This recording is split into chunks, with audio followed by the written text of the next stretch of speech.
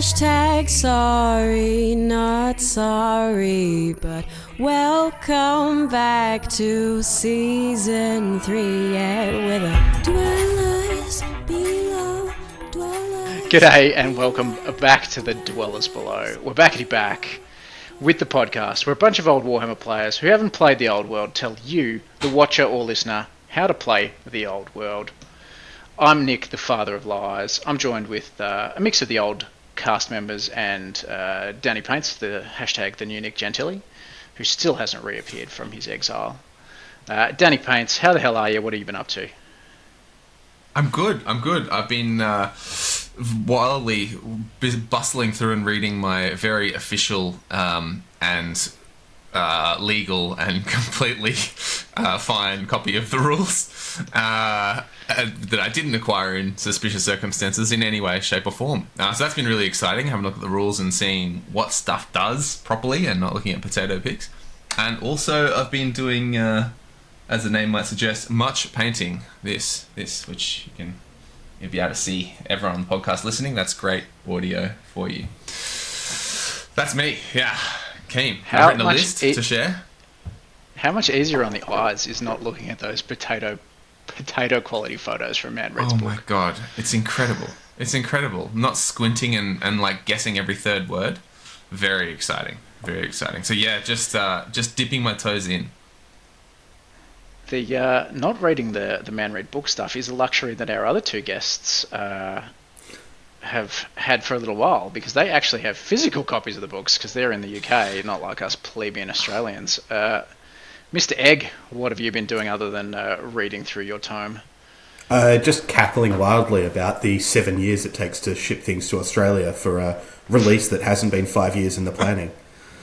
I have done some very special stealth hobby. I went to a local golf course to get some modelling sand from one of the sand bunkers, and that's going to go really nicely on my bases. I know for tournaments we're going to have official Citadel modelling sand, but hopefully for tabletop games and just down at the club it'll be alright to use this non-official sand on some bases.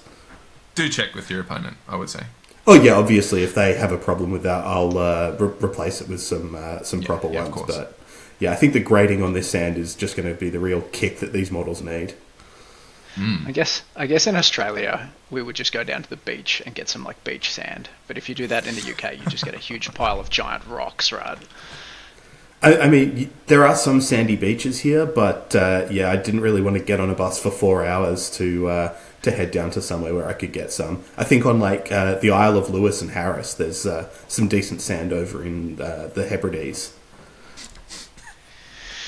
Oh dear. Dave War, also in the UK. Any beaches near where you live?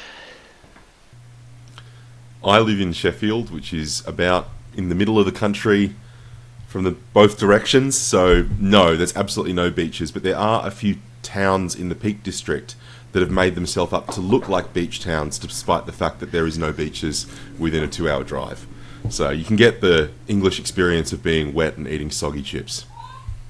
Do they at least have some kind of beach that you can steal sand from to model your bases, or? I think I'm instead just going to creep out to kids' sand pits in the middle of the night. That's it. Woo! I was going to ask what you've been up to, but I think I just won't. I object to the term stealing here. Like, this is a Nottingham-based games company. We are robbing from the rich and giving to the poor here. And I do live right next to Loxley, where Robin Hood actually came from, so it would be part of my culture to, steal from Games Workshop. They are rich. I don't know if anyone's looked at their profit and loss recently. They are swimming in money. Yeesh. Maybe they could use some of it to print more books. Yeah. Or release things on time in Australia. Could use a new website, actually. Guys, we're all going to give them all our money anyway. It doesn't matter what they do. Yeah, sure. I mean, that is the sad reality. They don't have to do things right. They just have to do them, because we will just give them all our money and their things will sell out regardless. We never learn, do we? Alright, we're not here to talk about macroeconomics, microeconomics, or Games Workshop's profit and loss. We're here to talk about the old world. We're here to talk about army lists and what excites us, because we only got the books like yesterday, and every other content creator's spent 2 weeks reading them, and we haven't. So what can we talk about that's in the book that no one else has talked about? Absolutely nothing. Well, hang on though, because I've seen a lot of battle reports on YouTube, and I don't think the content creators have spent 2 weeks actually reading the books. That's a different game every single report. There is, wow. I hope the army list that you're going to talk about today is bang on correct. Correct? Well, you'll have to wait and see. I think So, to yeah, be fair as well. Sorry, go Chris. Yeah, Go, Chris. just like to be fully fair with that, I think there's a lot of things that are going to trip us up when we start playing as well. Things that seem intuitive from years of playing other editions of Warhammer Fantasy that are different here. Like I only noticed the other day, impact hits, you only get them if you move over 3 inches, I think. So if you're right in front of a chariot, no impact hits there. That's not something I would have realised until seeing someone on a battle report, Danny, pointed out when they tried to charge a chariot. But Chris, you're assuming that everyone has the intelligence and memory retention of rules that you do. It's a blank slate every time for me, so we're Gucci. Well, what's more difficult? Is it more difficult to learn the rule set from zero, or to like cram it into a brain that has 6th ed, 8th ed, and a bunch of other game systems in it? It's a good question. Couldn't tell you. Blank slate, baby. I suspect it's easier if you've played before. I don't know if you've sat down and tried to read the rulebook so far, but even knowing Warhammer and reading for a job, it's a formidable tome. Yes. There are some pretty pictures, though. Yeah. I said some this. real I think really I classic yes. art. I said this in one of the previous episodes. They do really nice books at GW. Although modern GW, I do have to say, not a fan of the digital art. I know it's cheaper. I know it's much easier to produce, and I know it's almost the same thing. But like, get some artists with like pencils and paints again, guys. Just be thankful it's not AI. Yes. Yes. Yeah. Yes. Yes. Because I mean, the day will come. I mean, they're already like de-identifying all their artists, right? So Yeah. what's the next step? Not having artists at all. Hey. All right, we're here to talk about lists today. So we thought, we're excited. We've been frantically reading rules. A few of us have started writing lists. One of us has even played a game. So that's completely thrown my intro out the water, because one of us has played a game. But what can we do? It only happened today. It was unexpected. Would we have liked to be playing games? Yes. Has the game been released? No. Sads. Are you even allowed on the Dwellers if you know what you're talking about? no. Not in the AOS version, sir.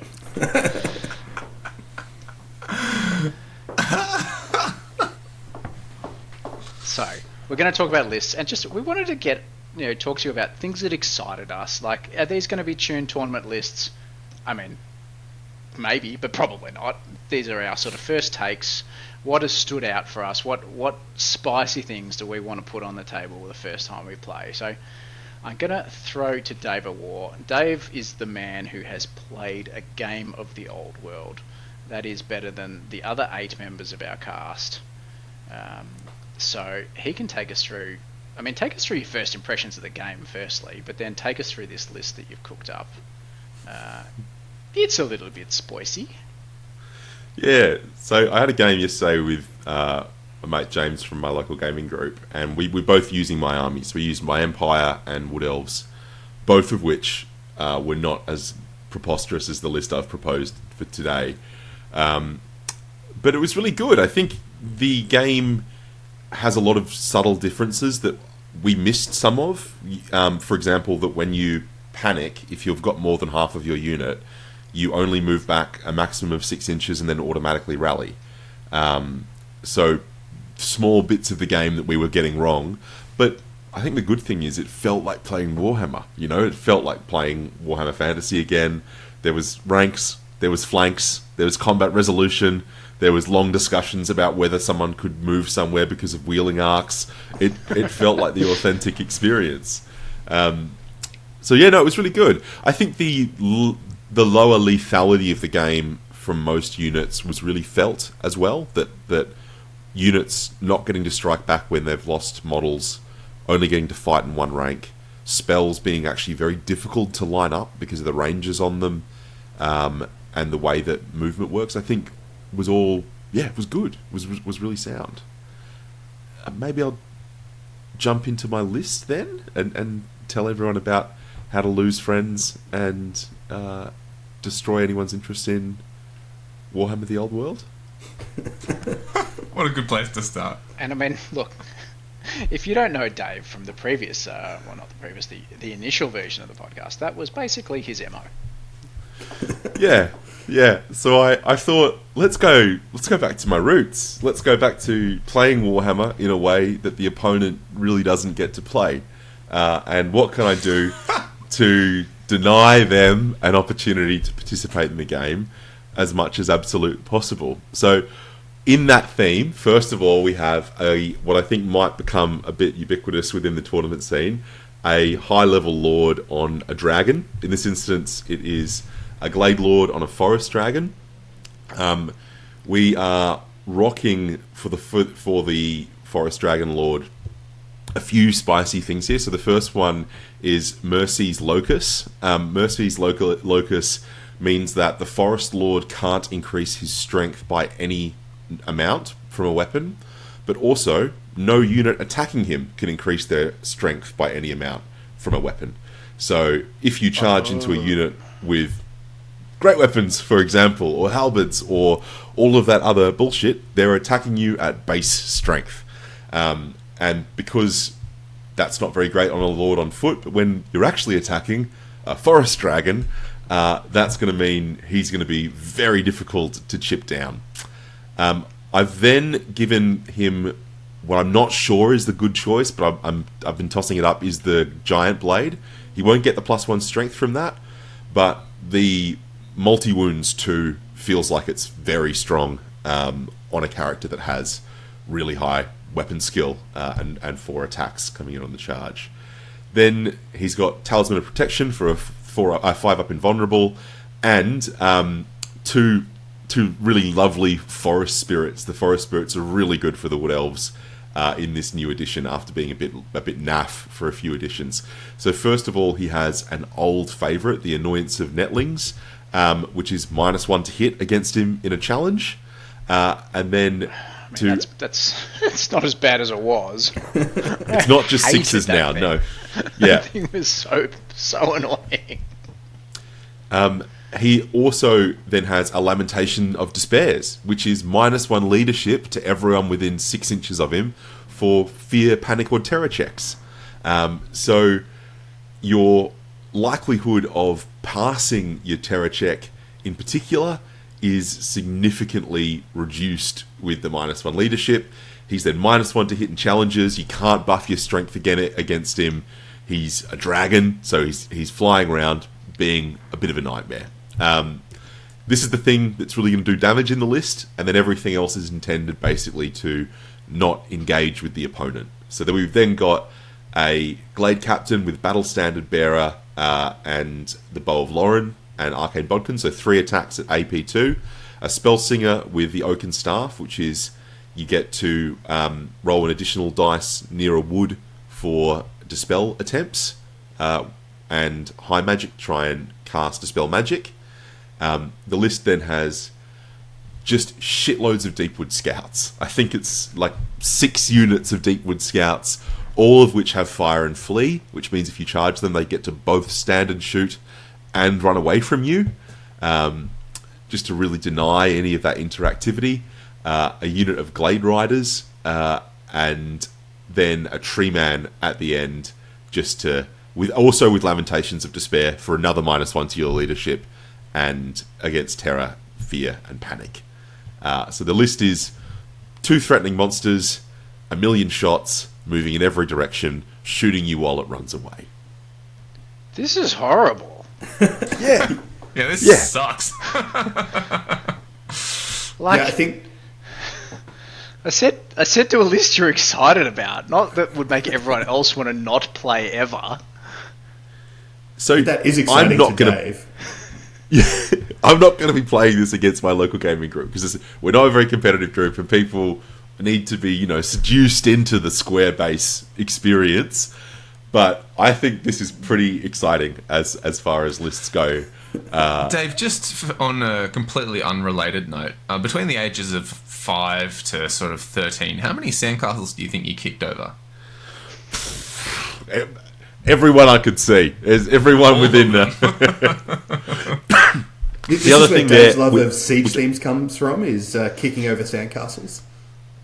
I love a siege themed list. This is definitely the Siege of Empire Fort number 3. I think is the theme for this one.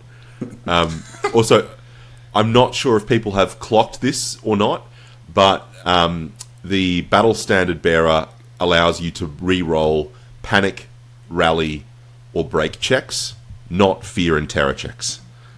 So those -1 leadership terror checks are coming at you with no re-roll. Can't it be -2? I think in the rulebook like it I says love that it. a lot of things stack. Yes, yeah, it can. Yeah, like I love the Lamentation of Despairs there. I've been looking at doing very similar things. There's a very similar ability with one of the Chaos gifts Yeah. that does, I think, pretty much exactly the same thing.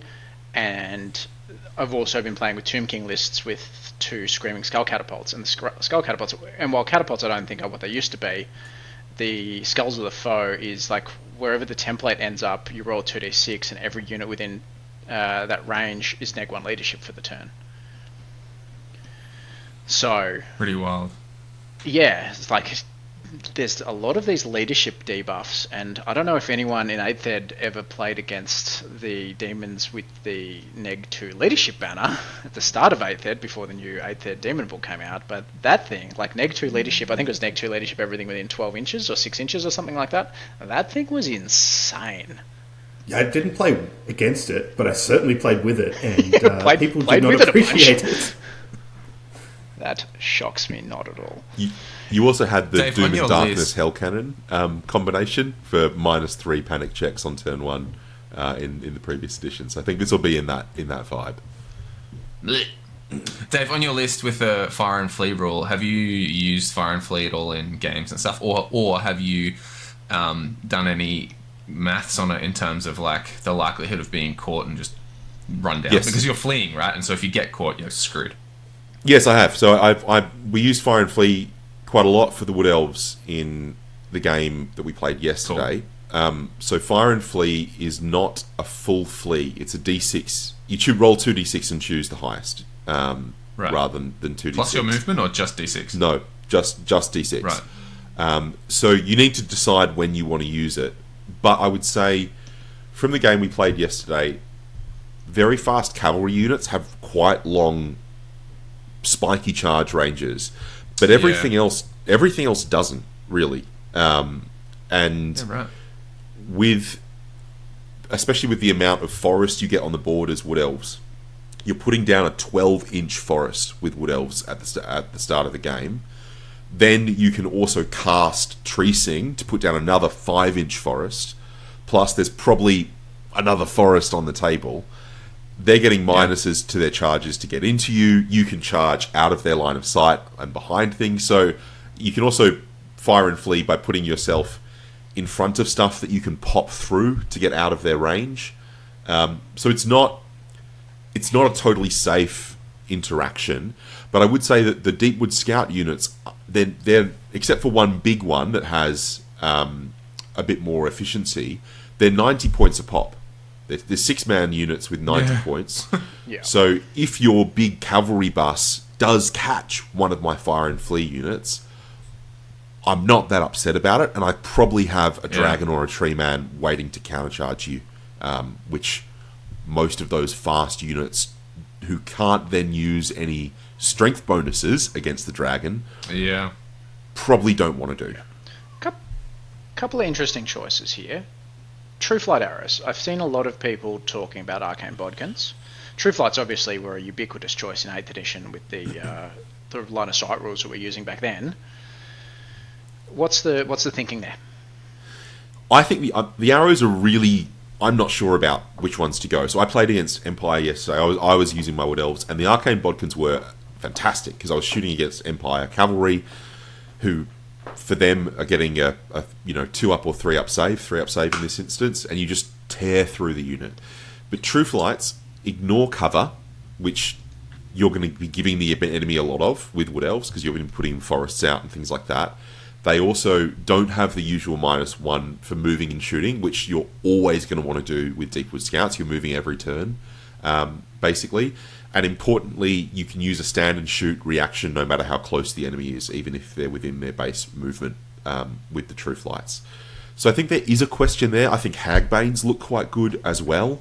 I think for bigger units that have buffing and might want to stand still, the Quickfire also has a bit of use. Quickfire on the Way Watchers seem really good as well, but I think True Flights with lots of the units of 6 to me makes sense because you are moving around the table a lot. They're probably going to have cover. You're probably going to want to be in long range a lot, and suddenly you're hitting on 6s. And the arcane bodkins do some damage, but if your unit of 6 is hitting on 6s, you do 0.5 of a wound against a cavalry unit, which will then save 1 in 3 of those. So 3 of your units of Deepwood Scouts will clear out like one night.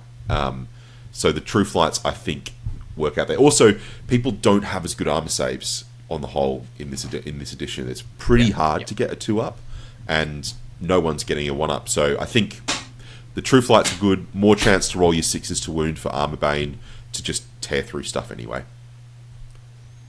For me, that's why I quite like Hagbane tips, like the same rationale, but rather than get more hits, just all of your hits are just going to be straight wounds with the poison attacks.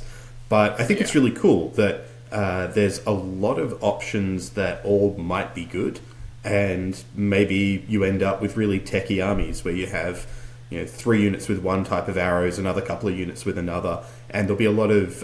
you can change the dynamic of the army just by changing the upgrades. You don't have to paint whole new sets of models. Yeah, definitely. So how are you setting this up? Talk us through... Don't talk us through the whole game, but talk us through the deployment. Like, what are you trying to do in your deployment? Do the Deepwood Scouts all have Scout as a base rule? Yeah, I'm just going to confirm, but I'm pretty sure they do all have Scout as a base rule. So Deepwood Scouts have Skirmishers, Scout. They've got the Fire and Fleas, and move through cover as well, which basically the whole Wood Elf army does. So how are you deploying this? Well, you're deploying a Tree Man and a Dragon behind cover. You're then deploying your 1 block of Glade Guard behind a forest, so it can't be seen by the enemy, but with enough movement for you to step into the forest and be able to be seen. And then you're deploying everything basically reactively to the enemy down the table and being a real pain. But I think you want the Dragon and the Tree Man. Tree Men are not fast. You want them fairly central. You want them probably going together, so that if anything threatens, that actually can threaten one of them, exceedingly unlikely that they're going to threaten both of them. But because the Scouts all deploy after the enemy's deployed, you actually are deploying like 3 units before the enemy deploys their whole army, and then you deploy the rest of your Scouts. Yeah, no, that makes sense. Chris, you're a pretty experienced player. That's why I'm not throwing to Danny. What would you do against this kind of list? If you see this on the other side of the table, what are you thinking? And obviously it's going to depend on what you're using, but at a base level, like, what are you trying to achieve against this sort of list? I think it's going to depend on what you're playing. There are some things that are just going to be really annoying for Dave's list to try and deal with. The immediate things that spring to mind are random movers, where you can't flee and do shenanigans, you just have to take it. Also, just having lots of big units could be a bit of a problem as well. Like, the Dragon and the Tree Man can jump on a unit together pretty well, but if they're isolated fighting one monster against one block with full combat resolution, if they lose, they're probably not going to have the option of falling back in good order. Because they're going to be outnumbered 2-1. So having lots of static combat resolution can be really good. because those scouts are not set up to do like maximum damage, they're set up to deny victory points. So you're not going to be able to easily churn through huge numbers of models with the shooting. It's just going to be really hard to actually stop Dave from shooting, at least in my head. The one other thing that always hurts lightly armoured skirmishers is going to be magic missiles.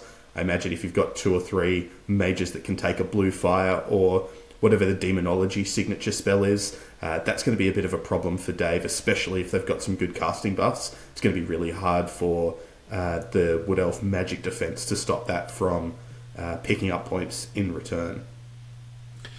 I would say with the dragon, for you to double its combat res, you need to have 18 models, which is not impossible for a unit to have after the dragon and the lord attacks, but I'm not sure we're going to see that many units of 25 models, or 10 plus. You probably need like 12 cavalry to survive a round of attacks from the dragon and the lord to do it. The tree man is a bit more vulnerable, but the tree man also has stubborn, so he's not going to run. At least the first time he breaks, he's just going to automatically pass and give ground. So I think you're right, that especially the random movers would be a hassle, and there are some particularly quick things. If I was facing a MSU army that itself was very fast, or multiple medium units that was all cavalry, that would not be a great time, I think, for the army. All right, let's change tack a little bit. We're going to jump over to Dave's list. You mean polar opposites? So if Dave designed a list to not play anything resembling Warhammer, I've designed a list to play classic Warhammer. Inspired, in fact, by, if you're an Empire aficionado or you've ever been on the Warhammer-Empire forums, which no one under the age of like 50 has ever seen. They are still alive. And for our new listeners, a forum is like Discord, but like worse. But probably better, like a bit less spammy, but like, yeah. Warhammer Empire forums were a classic. It wouldn't surprise me if they were still going. They absolutely are. I've got a post in the painting one that I'm logging my Empire painting with, and there's all these like old blokes giving me props on it. It's great. I love it. All right, take us through your list. Right, so this is designed or based on a 6th edition sort of Tactica from the forums of a legend by the name of the Village Idiot, who went and won Charlotte Grand Tourney in like 2003. I have read this Tactica. I know this one. Yeah, it's interesting because he didn't. This is back in the day when events were not like just best general. It was like painting, sportsmanship, and I think he won like 2, drew 1, and lost 2 at the tourney. So really nothing to write home about games wise. But the list is a general on foot, a captain on foot with being the battle standard bearer, a captain on a griffin, a wizard lord, and then 3 massive blocks of state troops. I've got 25 veterans with halberds, 25 regular state troops, and 25 more regular state troops. They all have a detachment of 10 free company. I've got some handgunners in there just for fun, 2 units of 2 demigriffs, and then 2 cannons. So pretty mixed arms force. And the reason that this is exciting to me is mostly fluff wise. I just love the idea of, or I am in love with the idea of the men of the Empire just resisting against all odds. But it's also just a bit of a test to see if the static combat res approach can have any sort of modicum of success. Because rank bonuses have gone down, but having big unit, like in the veterans, we've got the Griffin standard, which will double your rank bonus, and then trying to make sure all those blocks don't run away. So using the Empire hero's ability to, I think it's auto pass panic tests, and then the Imperial banner on the BSB, which lets you roll 3d6 on fear, panic, and terror, and then getting the reroll from BSB itself. Trying to make them stick around. A wizard in there for various buffs. Demonology is by consensus. One of the better laws, especially if you've got big units of 25 dudes to chuck your buffs on. And then usually the Village Idiot takes a couple of units of knights or a unit of knights per state troop sort of block. But Demigryphs, They're just better. And they didn't exist back in 6th edition. So, yeah, handguns to kill some chaff. I mean, listen, it's not a world beater, but if it is viable, I'll be very happy using the detachment rules to my benefit, etc. Now, have you looked at page 336 of the rulebook, which I'll read it out. Magic items. There's these things you can take, and they're like upgrades, right? And they make your stuff better. Magic items. No. Are you kidding me? Magic items? Why? What self-respecting general of the Empire doesn't at least have, I don't know, a Rune Fang in his pocket? No, that's too many points. Cheap and cheerful. All your Empire heroes are going to die anyway, so keep them as cheap as you can. I did give my general the Talisman of Protection for a 5 award, but it didn't come through in the list I sent you. Oh, okay. Well, it was like the banner didn't show up as well either. But yeah, other than Talisman of Protection and some fancy flags, cheap and cheerful. I just trying to think you're overwhelm people absolutely with numbers, right? You're absolutely sleeping on the laurels of victory for that Griffin. Every wound that you do counts for 2 for combat res. Any of those. I was looking at the laurels actually, but I erred on the side of cheap and cheerful. I chuck them in there. I think I would just get rid of what? I don't know. The Talisman of Protection or something. Laurels are only 40 points. Yeah, in terms of the trying to win the combat res without actually having to kill stuff. Super helpful. I'm skeptical. Yeah, you're gonna face something like this, so we'll see. We'll see how quickly you can take it apart. I can't wait to show you my list because mine is literally the opposite of what you're doing here. So we'll get to that in a minute. But I thought Dave's was the opposite. It's probably the opposite point of a triangle at this point. But talk me through demonology, because you mentioned that's one of sort of the go-to laws, and it's something I identified as well. Like I read through it, and I think every spell in there is pretty good. But talk me through it. What do you like about it in this list? So demonology has the magic missile signature spell. What's it called? The summoning.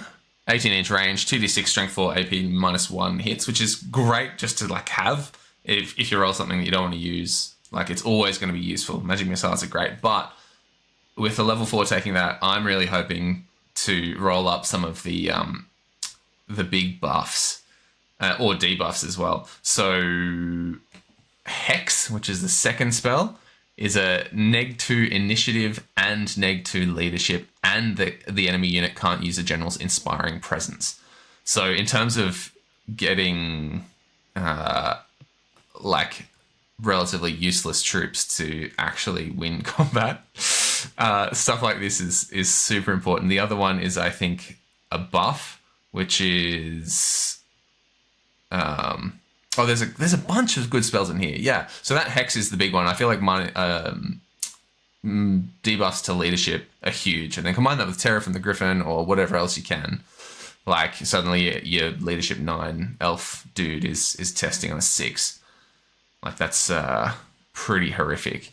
But the enchantment, another big triple whammy. There's +1 strength, +1 attack, and +1 AP on a unit.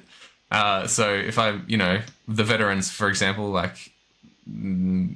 use drill to widen their frontage to match the enemy, and then suddenly all the halberds have got 2 attacks on troops that cost 7 points each. And then there's another good enchantment, which is +1 movement, toughness, and initiative. So the buffs and debuffs is what I'm after with demonology for sure. The Empire army I was playing against yesterday was running demonology on a level 2 and had the signature magic missile, which is the best signature in the game, probably, and also had is Demonic Vigor, number 6, which is +1 movement, toughness, and initiative. Exceptional buff. They are really good, but I would say the fact that you can't cast enchantments into an ongoing combat is... They're really good, but you need to be very well planned out to actually make them pay off, because if you get got by an enemy's charge, your mage is not contributing to that combat, basically. But I guess it relies on setting the first one up, and then from what I gather, and tell me if this is completely out of left of field and wrong, but with the way break tests work now, there's an opportunity to take leadership tests and not be in combat. Right? So if you win a combat in your opponent's turn, then you can cast your enchantments and then charge again the next turn. If you win the combat, you can choose not to follow up. But if you win the combat, you probably don't need the enchantment in the first place. The circumstance where you need the enchantment is when you're either going to give ground and then the opponent can push into you, or you'll fall back in good order and the opponent will follow up and count as charging again. So you're right in that the combats are not as static as they used to be, but I mean, we found that Demonic Vigor was really good. I mean, a +1 initiative made a massive difference for his units. Really? The initiative points, there's these really big inflection points where you get to attack or not, especially against elves. So the +1 initiative is really fantastic, actually, for humans. But because spears, when you get charged, give you the +1. So I've been looking at that, because there's always the conversation of what loadout of state troops is best. So spears might be worth looking into. Even at the base level, if you think about Initiative 4 versus Initiative 5. Initiative 4, if you get charged by a unit with great weapons, you're both going to be Initiative 4. If you're Initiative 5, even if a great weapon unit charges you, you're still going to have that much more initiative. So that's taking out all of the initiatives of different troops. That's only looking at your own initiative of your own army and going, if I can get stuff to 5, a great weapon strikes after me. And that's kind of like a blanket rule, unless it's in the flank. But a great weapon unit in your flank, you're in trouble anyway. But at a base level, think about it. I'm Initiative 5 or more. I'm going to strike before a great weapon unit. And you do have to worry about those units with great weapons, because great weapons traditionally have been one of the more scary things on a battlefield. Yeah, right. Interesting. But with zero experience insofar, move it on. Yeah, so I'm going to throw to my list, because I think it's a good contrast point to your one, and probably to Dave's one. So I've got a beast list now. I've been playing around with some Tomb King lists and some Chaos lists, and I wrote a Chaos Dragon list, which I nearly featured today, but I wanted to run with this list because this takes me back to something we saw a bit in 6th and 7th edition, not so much in 8th edition, of these really sort of army lists with heaps and heaps of units. And this one, not so much, not really heaps and heaps of models, but heaps and heaps of small units. It's much like Danny. I haven't read the magic items section particularly well. There's not a lot of magic items in here. Waste of points. But that's exactly why. It's not spending a lot of my points on characters and trying to just get as many units and troops in to control the board and use the sort of the movement phase to my advantage to get good charges off. And in a straight up fight, none of my units are winning a combat, but if I can get flank charges off, if I can get multiple units charging in there, that's what it'll do. So I'll go through the list. So I've got a Beast Lord. It's a Beast of Beastmen Brayherds, I think is the term nowadays. But I've got a Beast Lord. He simply has a great weapon, heavy armor, shield, and the rune of the Beast Ascendant, which is +1 leadership for the general for beast units. So that puts him up to leadership 9, because leadership's going to be really important for me because I'm going to be taking panic tests. I then have a Wargore. He has a battle standard. He's got a great weapon, heavy armor, shield. That's it. I've got a great Bray Shaman, again, on demonology. Again, there's no equipment there. My core is 4 Tuskor chariots, individual units, 4 units of 10 Gore, 2 of them are ambushes. They've just got additional hand weapons, that's it. So they're putting out 2 attacks each. They're looking to just run around and they're 70 or 80 points, so they're just nuisance value, right? 3 units of 5 Warhounds, 2 of them have got Vanguard. a unit of 10 Bestigor. Again, they're coming in pretty cheap. Then 2 Dragon Ogres with great weapons, 2 more Dragon Ogres with great weapons, 3 Minotaurs with great weapons, 3 Minotaurs with great weapons, 3 Minotaurs with great weapons, and Ambush. So I've got like 18 units or something like that total. 17 or 18 units. It's heaps. There's heaps of units. There's some threats there that, like, individually, if they go front to front, they're not really that much of a threat, but you're going to have to factor in that there's just so much stuff on the board running around. I'm going to be trying to get flank charges. I'm going to be fleeing from charges a lot and just trying to rally and not give up points because nothing's really worth anything. I think the most expensive unit I've got is the Great Bray Shaman at 180. But the next one from that, let's say non-character unit, I think the most expensive I've got is like 160 points for a unit of Minotaurs. Why the units of 2 Dragon Ogres rather than 4 units of 1? I want them to be able to break ranks. Right, so it's the unit strength for flanking. Yeah, exactly. So a unit of 1 can't break ranks, and I think a unit of 1 in close order doesn't get the close order combat res bonus. No, only monsters and chariots. Correct. So units of 2 will get that bonus. So yeah, like a unit of 2 Dragon Ogres going in your flank, like you're going to be hard pressed with your flanking attacks to kill a whole Dragon Ogre. So you're probably losing your ranks. They're getting a combat res. They're going to do some damage. So yeah, but it's still cheap enough. Like normally, I'm used to units of 3, right? But at 126 points, I think 2 is a great little unit. I think the stacking of close order combat bonuses is going to be really helpful for this kind of list as well. A lot of the time, you might get in trouble getting just out static resed, especially against like weapon skill 4. The Dragon Ogres can easily fluff a round of combat. But once you start having a couple of points of static combat resolution yourself from a chariot and a unit of Dragon Ogres teaming up, then you're going to start pretty quickly. It's just going to come down to models killed, and your list looks pretty well geared to kill a lot of models. Yeah, that's definitely the theory, and it's just trying to come at you from a few different angles. Like, what have I got? As far as ambushes go, there's two Gore Herd units, and the Minotaurs are going to be coming on from potentially behind your army. So you've got to think about that.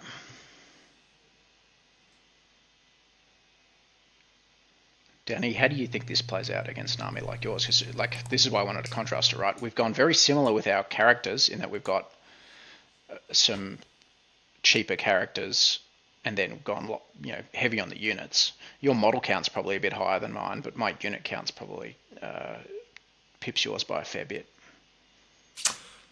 Yeah, well, I think.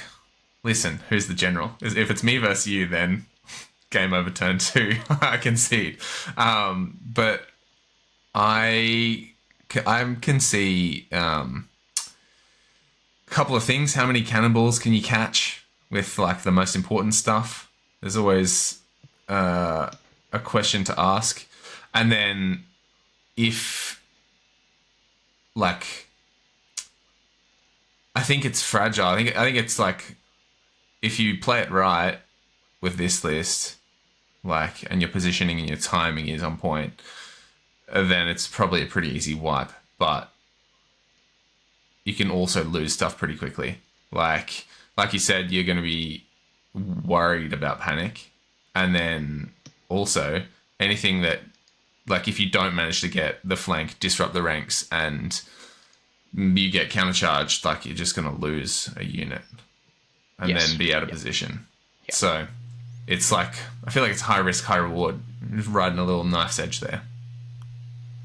I think the demigriffs could also be a real hassle, like for this list, Nick, because you're basically relying on great weapon troops. So at best, you're striking at the same time as the demigriff, and they are gonna absolutely tear holes through everything. I mean, even the Dragon Ogres are not gonna stand up to a demigriff charge. Yeah, that's a fair shout. Do you use them in the game that you had, Dave? Yeah, I used them. They were very good, but the list I was running yesterday for the Wood Elves had 3 units of 2 Treekin, which the Demigryph comfortably destroy. They win, right? But the Treekin, because they're toughness 5, 5 up armor save, 5 up regen, and stubborn, they don't break a unit. So that the Demigryph go in, kill one of the Treekin. Great, they're going to do that again next round. And then I've got time to move around and flank charge them with another unit. And so that the Demigryph were the best thing in the Empire army yesterday, but I think stubborn units... On paper, it looks like that's the case. They just are in that list of units you got there as an Empire player. That's the one. I think stubborn units are pretty hard to deal with, actually, in this game, because they just automatically pass one test a game. That's usually enough. Yeah. They always have been, right? It's just a kind of a facet of Warhammer that's always been there, is that those stubborn units that you can't break easily sometimes are very difficult. It is. There's an extra level of reliability now, right? They can't stick around forever, so having a massive unit of stubborn doesn't do the same thing. But it does now just mean, like, you automatically pass. If you're going to charge my 2-man unit of Treekin with the champion in the front, for example, one file of 2 ranks, I am going to be there next round. You are not going to kill me, and then you're going to get flanked. I think that the stubborn is less of a problem, and it's not going to be game-breaking massive blocks, but it is just a very reliable thing to be able to trot out when you need it to. Hang on, is it a blanket pass? I thought it was conditional. I can't remember the exact wording, but I thought it was like if you are going to fall back in good order, then you can choose to give ground instead. But if you're just broken, you break. Let me double check. I might have been playing that wrong. I'm pretty sure the stubborn rules are now that when you first take a break test, you can choose to, instead of rolling the dice, fall back in good order instead. So you do give a bit more ground, but you don't. Well, not to confuse that with the give ground rule. You do move back a bit further, and that's going to be a bit random. But you just don't have to roll dice, and so it's super reliable. But it's only the first time, and you can't kind of choose to hold on to it for another point in the battle either. It's just on the first test you take, you've got the option of using it. I can't imagine that you wouldn't, unless you desperately need to only go back a couple of inches. Hold ground. But also importantly, it works if you're outnumbered 2-1 still. So yes.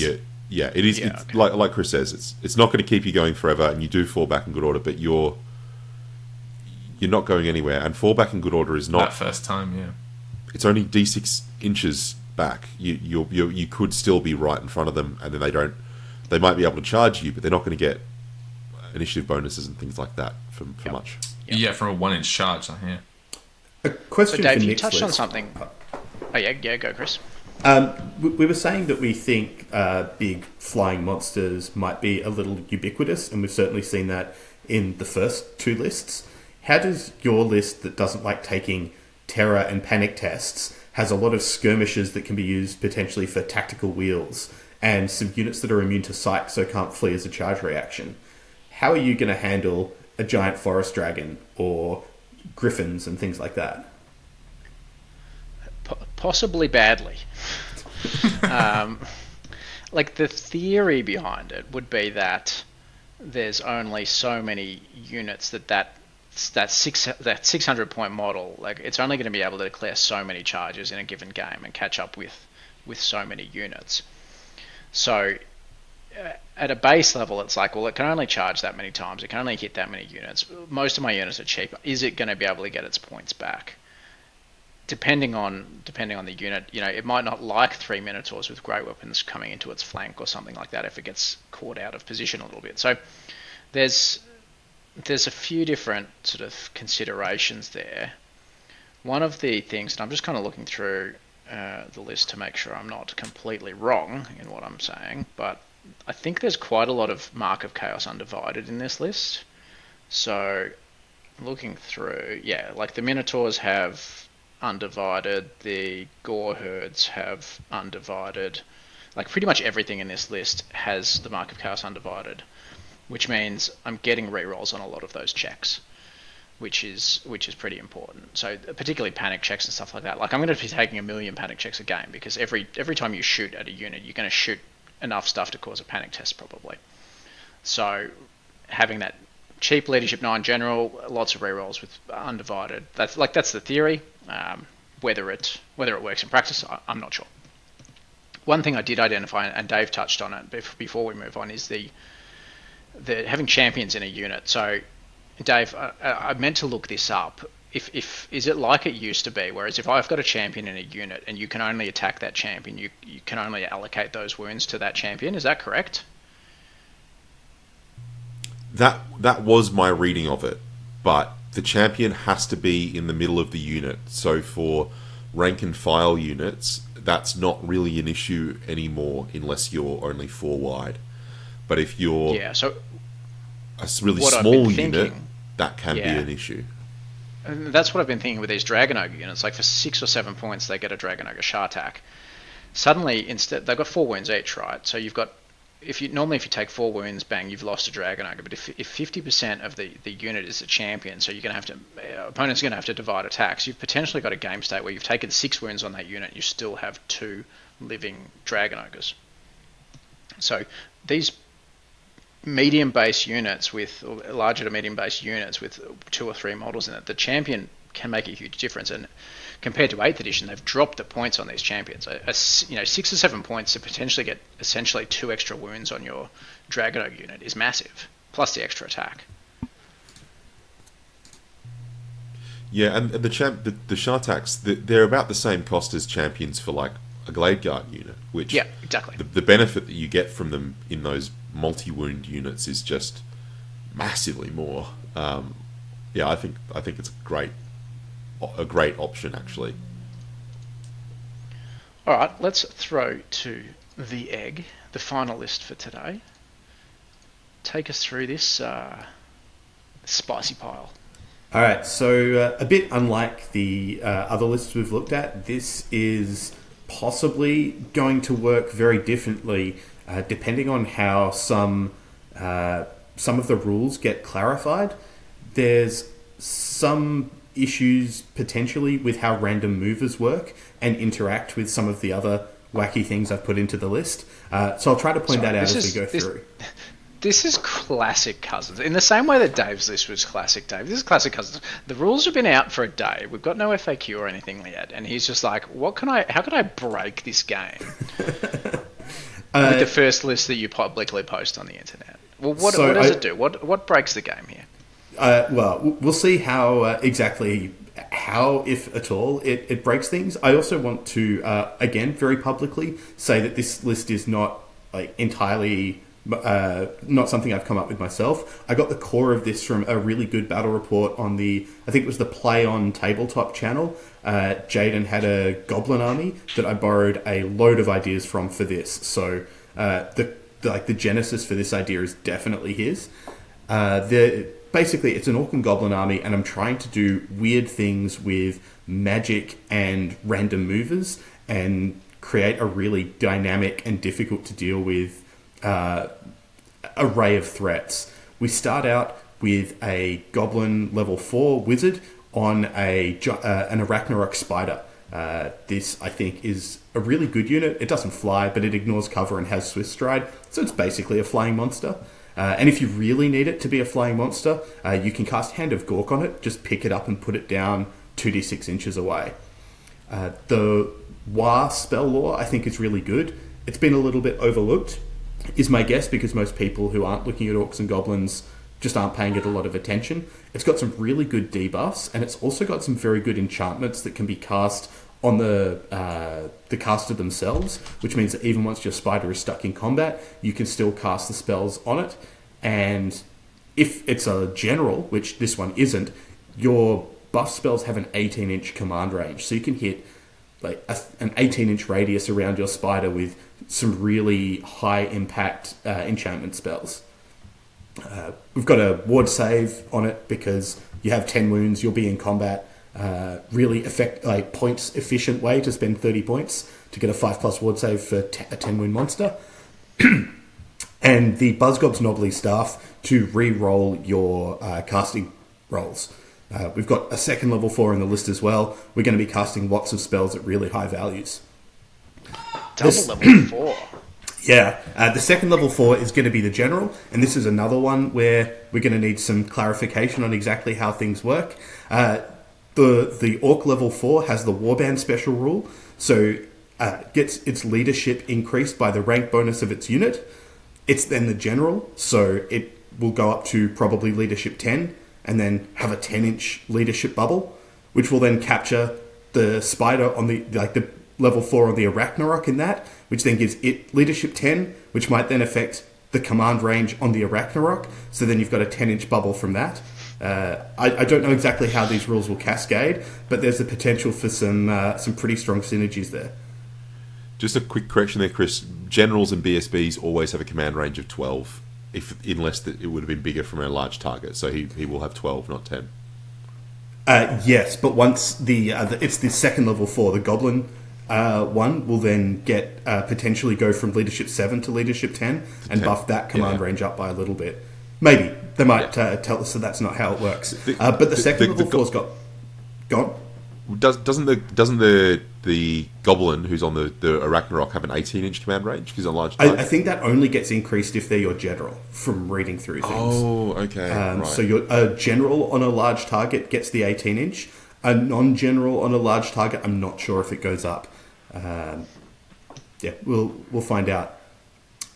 We've got Battle Magic on the Orc level 4, and he's got the Lore Familiar to pick the spells for a couple of reasons. I'm not super across all of the Battle Magic spells, but there are two that I think this list will really love. One of them is Fireball. We've also got the Ruby Ring of Ruin to do double fireballs, especially when we're out of dispel range in the first couple of turns.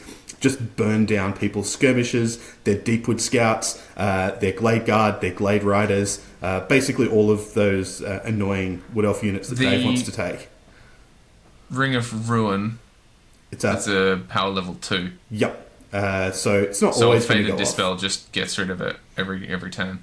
I was sad about that. No, it's a power level 2, as in 2d6 plus 2. What? Yeah, bound spells work pretty differently now. Yeah, the power level on a bound spell is its power level plus 2d6. So pretend like the power level is the wizard level of the caster. So you still roll for it? Yeah, so a Casket of Souls is power level 3. It's 2d6 plus 3. So it's not like Fated Dispel. I love the Ruby Ring. I love it. It's so I love good. The Ruby Ring. It's back, baby. It's going to be everywhere. Yeah. Yeah. And especially because Dispel range is limited, if you can get your wizard with your magic missiles out of 18-inch range of your opponent's like level 2s that are set up to Dispel, they've only got one crack at stopping it without any bonuses. The other spell... How many points is it? 30? It's pretty good. The other thing that... the other spell I really want to try in this setup is Arcane Urgency. So this is a conveyance spell that lets you move a unit a second time. Normally, that's not going to be able to charge because you move that unit the second time in the remaining moves part of the turn where you don't have a chance to charge anymore. But we've got a bunch of random movers in this list. We'll get to them in a minute. There's a big boss on a giant cave squeak, a unit of squeak hoppers, and a mangler squeak. And when you make a unit of random movers move, they don't have to declare charges. So maybe they can Arcane Urgency into combat, especially for the squeak hoppers and the cave squeak. They are skirmishers, so they've got a 360 degree thing. So you can move 3d6 and then Arcane Urgency them another 3d6 into the rear of people's units. Maybe, depending on exactly how you read the rules. Day one and you've already found the game-breaking magic charge. I love it. And the problem is, possibly, there's in the rules for random movers, it says that they count as charging if they engage a unit in the compulsory moves phase or when pursuing. So rules as written, you might say you can't engage outside of those times. But it also seems kind of weird, and there's some other weird rules as written stuff. Skirmish, random move, you don't pick a direction anymore. You move them like a normal unit, which means that you could start in someone's front rank, roll up your 3d6, and then move past the unit, turn around, and then engage them in the flank. Do like a big hook turn and flank charge things when you start in front of them. Rules as written, that seems to be how it works. That doesn't seem very good to me. But then rules as written, you can't get the magic charge. That also doesn't sound like kind of consistent across things to me. So we're just going to have to wait for some clarifications to clear up this stuff. But at least at face value, you can do some real shenanigans here. We've also got a BSB, the aforementioned Cave Squig Rider with Wallopers One Hit Wonder, just for when you do some shenanigan to get him into something big, give it a bop. A couple of units of Frenzied Orcs, and then a unit of Not Frenzied Orcs. The Not Frenzied Orcs are where your characters are mostly going to hang out, especially the level 4, to get both the rank bonus to the leadership for the general, but then also to get a bonus to his casting. Arcane Urgency is on a 10, I think, so you're getting like +5 to your casting roll for your Orc level 4 when he's in a big unit. We've got some Wolf Riders just for chaff. They've got Impetuous, so they'll often charge when you don't want them to, but got to spend core points on something. 7 Squig Hoppers, again, random move shenanigans, but they also do a lot of attacks at really high strength, and this army is full of glass cannons, so the idea is we've got lots of them, but some of them will actually get there. And speaking of glass cannons, we've got 2 units of 5 Orc Boar Boys with Frenzy. They also have Furious Charge and Counter Charge, so you get to roll a bunch of pretty high quality dice with them. But also there's 5 of them, and they've got a 6-up armor, 6-up ward, so they're getting side down by shooting. Then we round it off with a Boar Chariot and a Mangler Squig. Mangler Squig, again, more shenanigans with the movement, but unlike the others, this isn't a skirmisher, so you actually have to wheel and stuff when you're moving it, from what I can tell. Also, you don't have to pick a direction first, so you can roll your distance and then decide how you want to spend it for your move. Just a whole lot of weirdness. But the idea is we've got loads of threats and then some really high quality magic that can both do some big buff spells to improve things, some really key debuff spells. Goblins especially have an excellent signature spell to remove, I think it's weapon skill and initiative, but then the Wild Law has a second spell that debuffs initiative and something else. So you can do some great spells to positively affect these really high impact units. Plus the movement shenanigans, but there's not a lot of backbone to the army. It's very its stuff is a bit flimsy individually, a bit like Nick's list, but hopefully we've got enough shenanigans to make up for that. Shenanigans Central. I just looked up Wallopers One Hit Wonder. That's a phenomenal magic item. For those of you not across it, it's a one-use weapon, which at only all other times just counts as a regular weapon. But in the one phase that you choose to use it, you have Strength 10, AP 3, with your regular number of attacks, which is crazy. Although, very sad if you chose to activate Wallopers One Hit Wonder, and Dave said no, thank you, with his dragon. Yeah, so I think the Night Goblin Big Boss is really cool because you can hit it with Arcane Urgency and Hand of Mork, so you have a couple of different ways to move it out of sequence.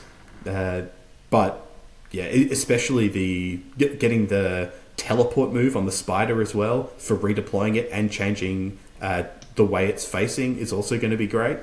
And I guess I'm really excited to see how it plays out because there's a lot of moving parts that I don't quite understand, but it's also just going to be really hard to engage. Like you might think, oh, I'm going to try to frenzy bait those frenzied boar boys. Just sit within their maximum charge range. The problem with that is because they've all got warband, they get to re-roll their charge distance, and you can put up a giant area of effect buff with Here We Go to get another D3 inches onto your charge. So if someone's trying to annoy you with just stepping inside charge ranges, you're actually just going to make that charge well over half the time if you put up the movement buff. So it's really hard to get into range of this list because we've got giant charge ranges and 3d6 movement on all those random movers that, you're just going to get charged when you're not expecting it all over the shop. And getting charged is not what you want to happen, I think, in this game in general, but especially not against things like the Frenzied Boar Boys. This is the kind of list, it just looks like an absolute pile. Like, you look at it and you're like, it's some Boar Boys, there's some characters, there's a spider. Like, there's no, like, consistent theme to it. But it's the kind of complete pile that will just, like, particularly with a good player, it's just going to take you apart on the table, right? Like you're not gonna really expect it, and it's just gonna absolutely ruin you because you're gonna be doing all this stuff, and your opponent's just gonna be sitting there going like, what on earth is going on? 2 level 4s. I wonder how much of a thing that's gonna be in the game. Parts of 8th Ed, particularly a few of us played ETC Warhammer, and 2 level 4s was pretty common there for the spell variety, but like 2 level 4s back then, you didn't really cast many more spells, you just got better spells, whereas now you're potentially casting twice as many spells a turn. It'll be interesting to see, I see lists without any magic, I see lists with a single level 4, a single level 2, and then potentially there's these lists with 2 level 4s. Dave, where do you think it's going to land with the magic? I'm really curious to see it play out more. I think Wild Magic is not too bad because it actually has a lot of spells that are like range 15 to 20 and have a good chance of actually being able to use those spells. And Chris is using Battle Magic and choosing the spells so he can choose ones that go off. I think the 2 level 4s risk having about 6 spells that they can't cast every turn in a way that's useful. Just because lots of them have... Not all of them, Demonology is pretty flexible, right? But lots of the other ones have a bunch of spells that are range self, for example, that are pretty hard to get to work unless you're designing very specifically for it.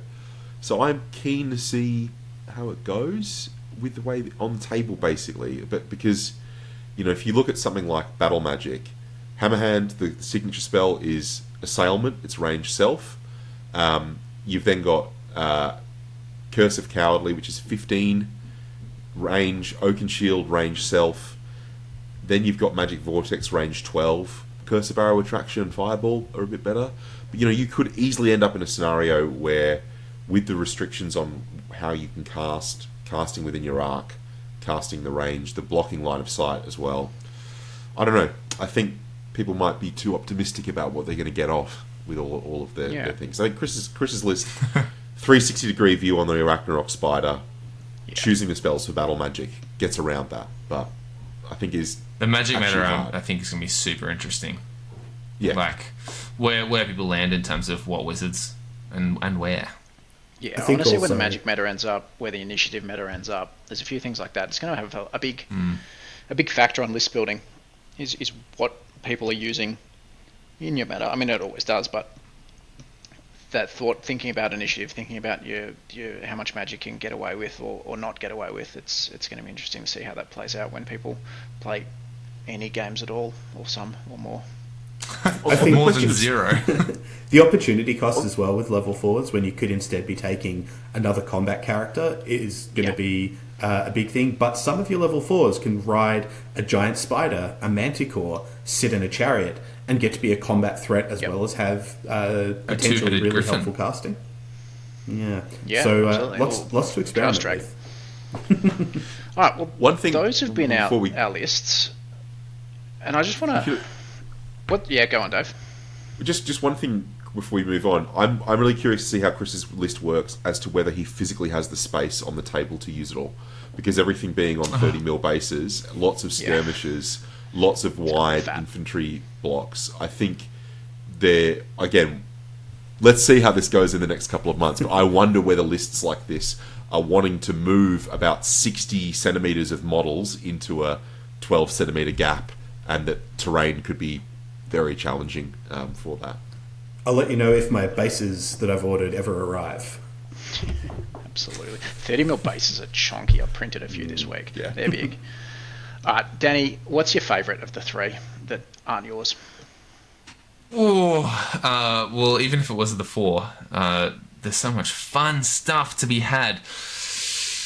I have a deep-seated hatred for avoidance armies, so it's gonna be Chris's army all the way. This looks like a lot of wacky fun. It looks like it breaks rules in crazy ways, and that like kind of is on brand for Greenskins. Like, do you know what I mean? Like, they do stupid stuff. I think that's really cool. Second, followed closely by the just spread out and have lots of stuff list, Nick. And I never, ever, ever want to play you, Dave. I'm sorry. Hashtag never the Wood Elves. Dave, you can't pick the Wood Elves either. What's your favourite? I think it's Danny's because it looks like a White Dwarf army list. You know, it looks like a proper Warhammer list, doesn't it? I'm good and proper Warhammer list that's gonna get steamrolled, but yeah, I'm not baking on it, smashing many opponents, but I think it looks like Warhammer, and so that's my favourite. Fair enough. Chris, What's your favourite? I have a long history with forest dragons and avoidance shooting, so I'm picking Dave's list. Definitely, it tickles my pickle. For me, it's Chris's. Nick, you can't pick your own. You can't pick your own. No, it's definitely not mine. It's Chris's for sure. That list is sick. All right. Well, thank you to our audience for sitting through another episode of The Dwellers Below. Hit us up in the comments. Let us know which one's your favourite and what kind of list are you thinking about running, because we'd love to see them, because Chris just copied his list off someone else anyway, so he just needs some more material. And Dave needs to work out how many things he can shoot off and if it's actually viable. I realised I made a massive mistake with my list just quickly before we finish, and I am sorry to everyone. I didn't name my characters. You didn't name it. So. I thought you had some error in the list. I'm like, we've just wrapped the recording, man. Yeah, I didn't name my characters. It's clearly not a Warhammer list yet. Yeah. All right, we've been The Dwellers Below. Thank you for watching or listening again. We'll be back in a couple of weeks with another episode. We've all got CanCon, well, a few of us have got CanCon, not the UK guys, but most of the Aussie crew are up at Canberra next weekend, so we might bring you some short form content. We're definitely categorically not doing a mega cast, because that was a mistake both times we did it. And we might do some mini. We'll see if we do some short content. But we've been The Dwellers Below. Thanks for listening. Don't fail your strength test. Don't fail your strength test. Almost.